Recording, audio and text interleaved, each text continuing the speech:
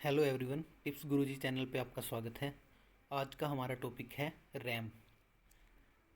RAM का पूरा नाम होता है रैंडम एक्सेस मेमोरी और ये हमारे कंप्यूटर की टेम्परेरी मेमोरी होती है।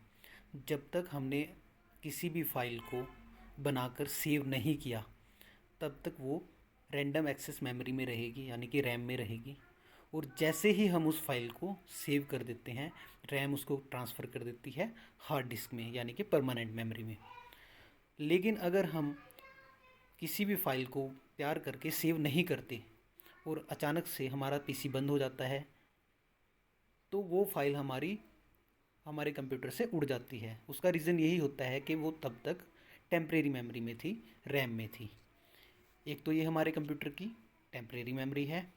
दूसरा जो काम है रैम का, ये हमारे कंप्यूटर की प्रोसेसिंग स्पीड को बढ़ाने का काम करती है। जितनी बड़ी रैम होगी उतनी ज़्यादा हमारे कंप्यूटर की प्रोसेसिंग स्पीड होगी। रैम 4 टाइप की होती है: DDR1, DDR2, DDR3, DDR4। सबसे पहले हम DDR1 रैम के बारे में आपको बताएंगे।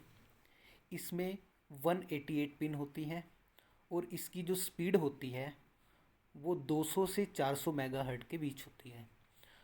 और इसकी जो वोल्टेज खपत होती है वो 2.5 से 2.6 होती है। उसके बाद हम बताते हैं DDR2 रैम के बारे में। DDR2 रैम है जो, उसमें 240 पिन होती हैं और उसकी जो स्पीड होती है वो होती है 400 से 800 मेगाहर्ट्ज़ की।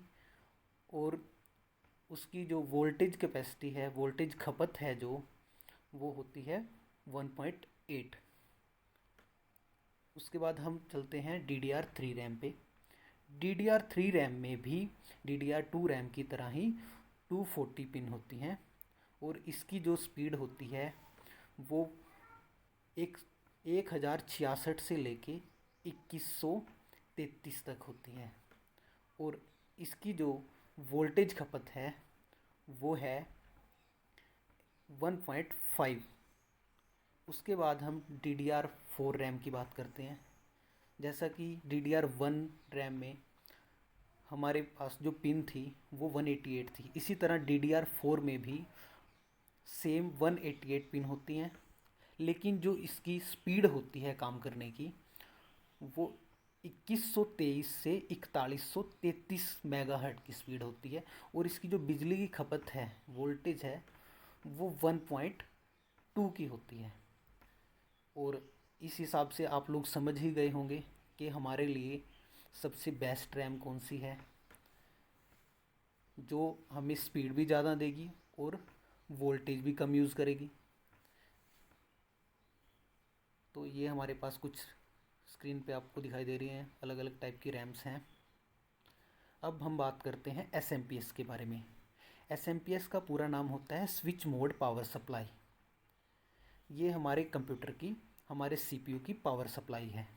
जैसा कि दोस्तों आपने देखा होगा, आपके मोहल्ले में, आपकी गली में ट्रांसफार्मर लगे होते हैं। उनका काम क्या होता है, पीछे से जो बिजली आती है, पीछे से जो करंट आता है, उसको कंट्रोल करना और आगे हमारे घरों में उस करंट को पास करना, उसकी सप्लाई देना। अगर पीछे से करंट ज़्यादा आ रहा है तो उसको कंट्रोल करके कम करेगा, और अगर कम आ रहा है तो उसको थोड़ा बढ़ा के आगे सप्लाई करेगा। अगर ट्रांसफार्मर ना हो तो हमारे घरों में जो टीवी, फ्रिज, कूलर वगैरह हैं, ये बहुत ही जल्दी ख़राब हो जाएंगे, क्योंकि लाइट कम भी आ सकती है और ज़्यादा भी आ सकती है।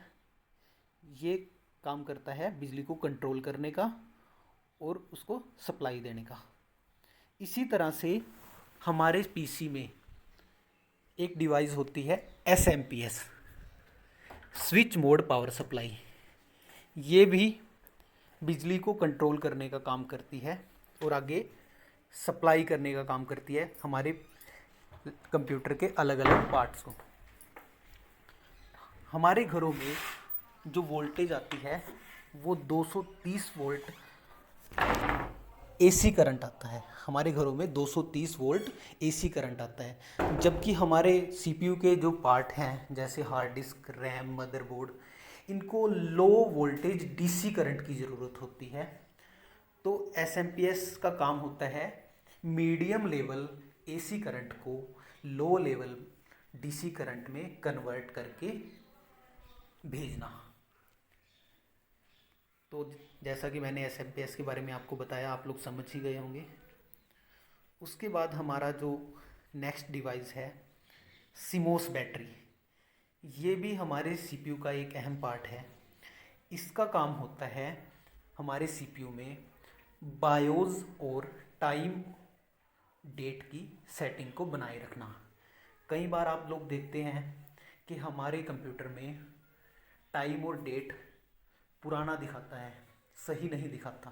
आप उसको अगर सही भी करते हो सेटिंग में जाके, लेकिन थोड़े देर के बाद जैसे आप कंप्यूटर को बंद करोगे और फिर से ऑन करोगे, वो टाइम और डेट फिर से पुराना ही दिखाएगा, वो सेटिंग फिर से ख़राब हो जाती है।